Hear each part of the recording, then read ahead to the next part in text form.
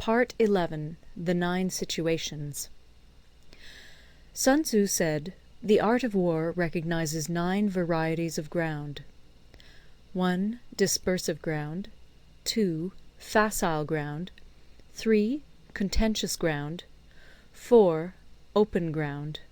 5. Ground of intersecting highways. 6. Serious ground. 7. Difficult ground. 8. Hemmed-in ground. 9. Desperate ground." When a chieftain is fighting in his own territory, it is dispersive ground. When he has penetrated into hostile territory, but to no great distance, it is facile ground. Ground the possession of which imports great advantage to either side is contentious ground.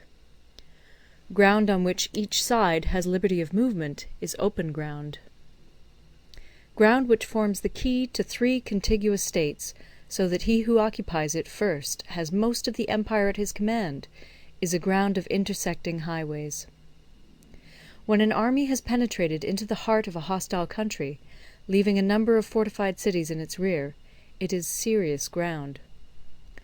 Mountain forests, rugged steeps, marshes, and fens, all country that is hard to traverse, this is difficult ground.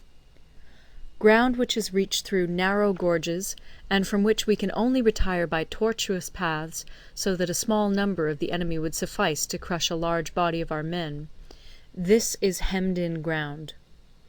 Ground on which we can only be saved from destruction by fighting without delay is desperate ground.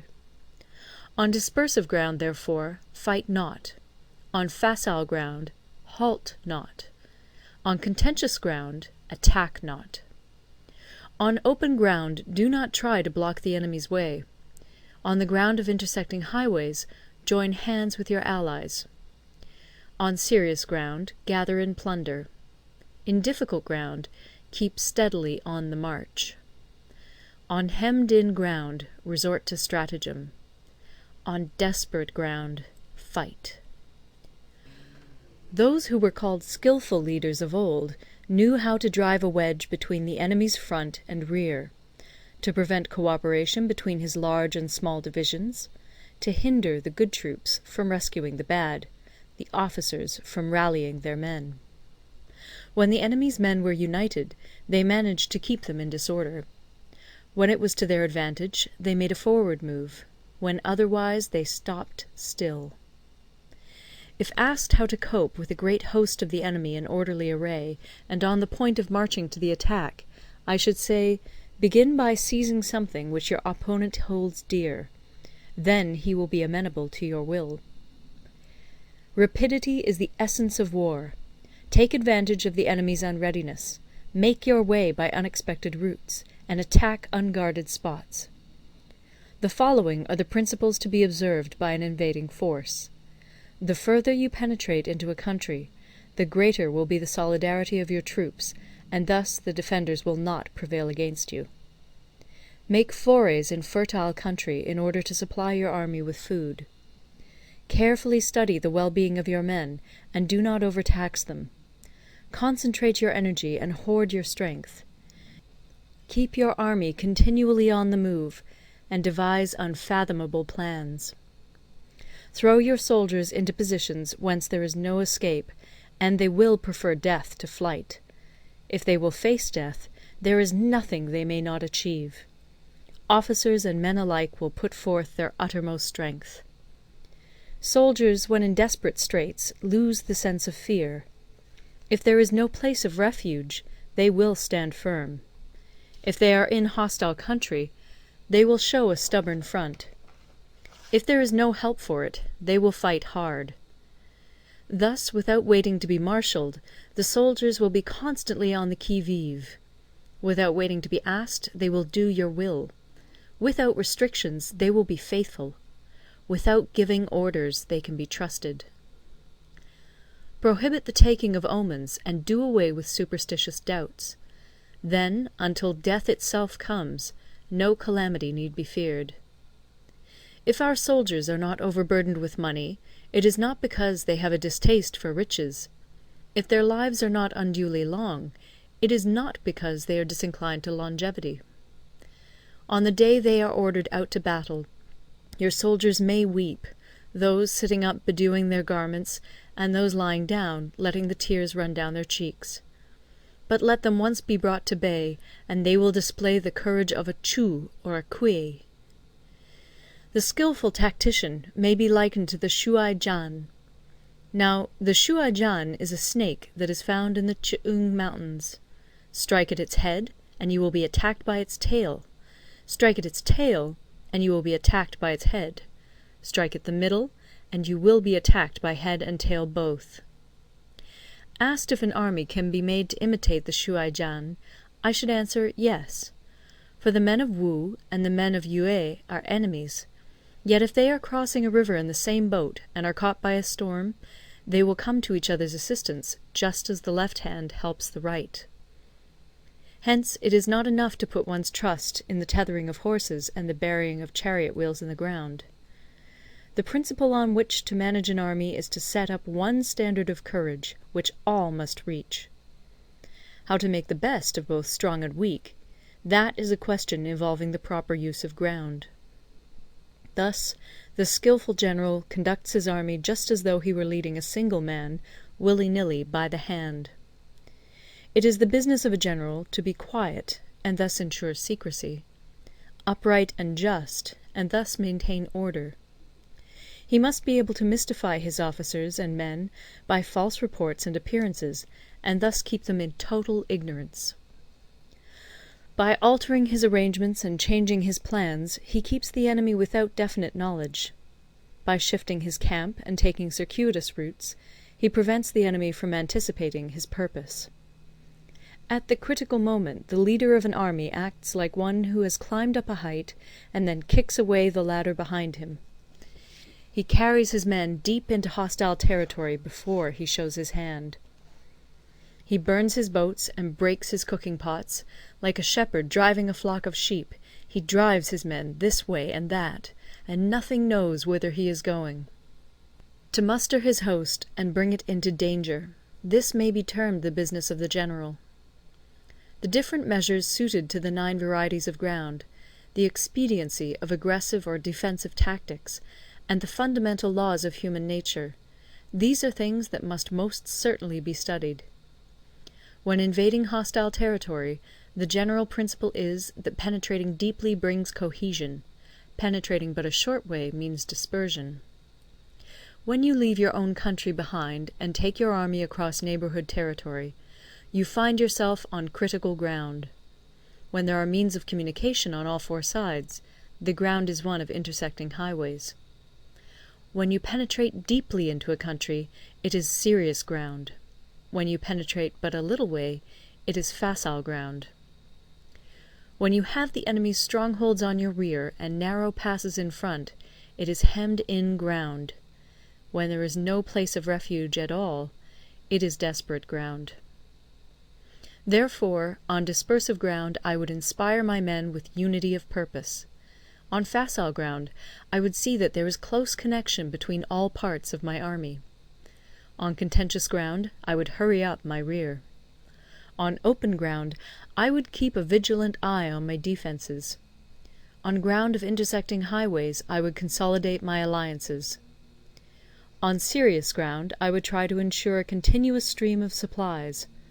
On difficult ground, I would keep pushing on along the road. On hemmed-in ground, I would block any way of retreat. On desperate ground, I would proclaim to my soldiers the hopelessness of saving their lives. For it is the soldier's disposition to offer an obstinate resistance when surrounded, to fight hard when he cannot help himself, and to obey promptly when he has fallen into danger. We cannot enter into alliance with neighbouring princes until we are acquainted with their designs. We are not fit to lead an army on the march unless we are familiar with the face of the country, its mountains and forests, its pitfalls and precipices, its marshes and swamps. We shall be unable to turn natural advantages to account unless we make use of local guides. To be ignored of any one of the following 4 or 5 principles does not befit a warlike prince. When a warlike prince attacks a powerful state, his generalship shows itself in preventing the concentration of the enemy's forces. He overawes his opponents, and their allies are prevented from joining against him. Hence he does not strive to ally himself with all and sundry, nor does he foster the power of other states. He carries out his own secret designs, keeping his antagonists in awe. Thus he is able to capture their cities and overthrow their kingdoms. Bestow rewards without regard to rule, issue orders without regard to previous arrangements, and you will be able to handle a whole army as though you had to do with but a single man. Confront your soldiers with the deed itself. Never let them know your design. When the outlook is bright, bring it before their eyes, but tell them nothing when the situation is gloomy. Place your army in deadly peril, and it will survive. Plunge it into desperate straits, and it will come off in safety. For it is precisely when a force has fallen into harm's way that it is capable of striking a blow for victory. Success in warfare is gained by carefully accommodating ourselves to the enemy's purpose. By persistently hanging on the enemy's flank, we shall succeed in the long run in killing the commander-in-chief. This is called ability to accomplish a thing by sheer cunning. On the day that you take up your command, block the frontier passes, destroy the official tallies, and stop the passage of all emissaries. Be stern in the council chamber, so that you may control the situation. If the enemy leaves the door open, you must rush in. Forestall your opponent by seizing what he holds dear, and subtly contrive to time his arrival on the ground. Walk in the path defined by rule, and accommodate yourself to the enemy until you can fight a decisive battle. At first, then, exhibit the coyness of a maiden, until the enemy gives you an opening. Afterwards emulate the rapidity of a running hare, and it will be too late for the enemy to oppose you. End of Part 11. Sun Tzu said, "There are 5 ways of attacking with fire. The first is to burn soldiers in their camp. The second is to burn stores. The third is to burn baggage trains. The fourth is to burn arsenals and magazines. The fifth is to hurl dropping fire amongst the enemy." In order to carry out an attack, we must have means available. The material for raising fire should always be kept in readiness. There is a proper season for making attacks with fire, and special days for starting a conflagration. The proper season is when the weather is very dry. The special days are those when the moon is in the constellations of the Sieve, the Wall, the Wing, or the Crossbar, for these 4 are all days of rising wind. In attacking with fire, one should be prepared to meet 5 possible developments. 1. When fire breaks out inside to enemy's camp, respond at once with an attack from without. 2. If there is an outbreak of fire, but the enemy's soldiers remain quiet, bide your time and do not attack. 3. When the force of the flames has reached its height, follow it up with an attack, if that is practicable. If not, stay where you are. 4. If it is possible to make an assault with fire from without, do not wait for it to break out within, but deliver your attack at a favourable moment. 5. When you start a fire, be to windward of it. Do not attack from the leeward. A wind that rises in the daytime lasts long, but a night breeze soon falls. In every army, the 5 developments connected with fire must be known, the movements of the stars calculated, and a watch kept for the proper days. Hence, those who use fire as an aid to the attack show intelligence. Those who use water as an aid to the attack gain an accession of strength. By means of water, an enemy may be intercepted, but not robbed of all his belongings. Unhappy is the fate of one who tries to win his battles and succeed in his attacks without cultivating the spirit of enterprise, for the result is a waste of time and general stagnation. Hence the saying, "The enlightened ruler lays his plans well ahead. The good general cultivates his resources." Move not unless you see an advantage. Use not your troops unless there is something to be gained. Fight not unless the position is critical.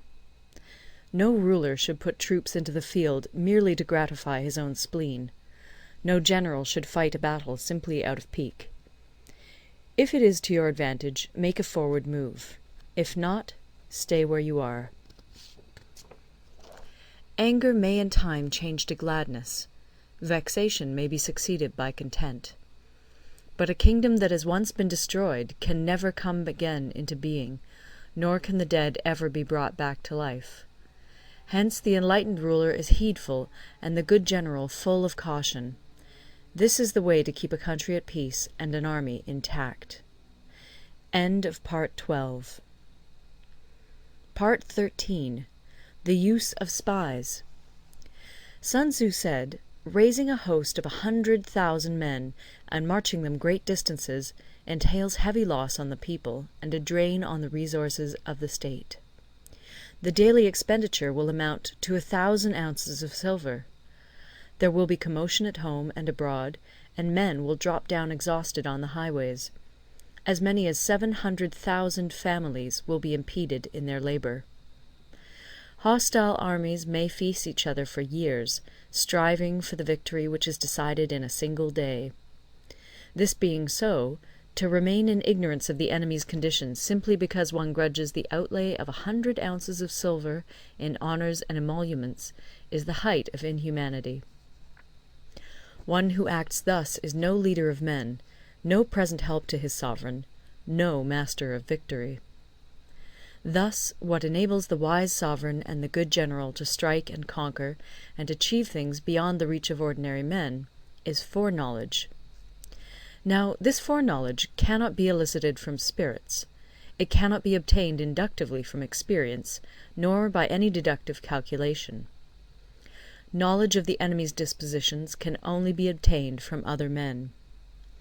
Hence the use of spies, of whom there are 5 classes. 1. Local spies. 2. Inward spies. 3. Converted spies. 4. Doomed spies. 5. Surviving spies. When these 5 kinds of spy are all at work, none can discover the secret system. This is called divine manipulation of the threads. It is the sovereign's most precious faculty. Having local spies means employing the services of the inhabitants of a district. Having inward spies, making use of officials of the enemy. Having converted spies, getting hold of the enemy's spies and using them for our own purposes. Having doomed spies, doing certain things openly for purposes of deception, and allowing our spies to know of them and report them to the enemy. Surviving spies, finally, are those who bring back news from the enemy's camp. Hence it is that which none in the whole army are more intimate relations to be maintained than with spies. None should be more liberally rewarded. In no other business should greater secrecy be preserved. Spies cannot be usefully employed without a certain intuitive sagacity. They cannot be properly managed without benevolence and straightforwardness. Without subtle ingenuity of mind, one cannot make certain of the truth of their reports. Be subtle, and use your spies for every kind of business. If a secret piece of news is divulged by a spy before the time is ripe, he must be put to death together with the man to whom the secret was told. Whether the object be to crush an army, to storm a city, or to assassinate an individual, it is always necessary to begin by finding out the names of the attendants, the aides-de-camp, and doorkeepers and sentries of the general in command. Our spies must be commissioned to ascertain these. The enemy's spies, who have come to spy on us, must be sought out, tempted with bribes, led away, and comfortably housed. Thus they will become converted spies and available for our service. It is through the information brought by the converted spy that we are able to acquire and employ local and inward spies. It is owing to this information again that we can cause the doomed spy to carry false tidings to the enemy. Lastly, it is by this information that the surviving spy can be used on appointed occasions.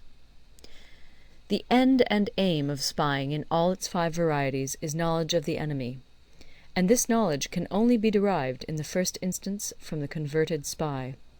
Hence it is essential that the converted spy be treated with the utmost liberality.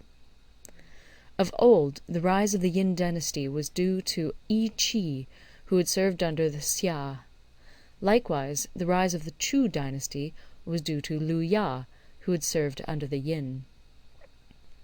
Hence it is only the enlightened ruler and the wise general who will use the highest intelligence of the army for purposes of spying, and thereby they achieve great results.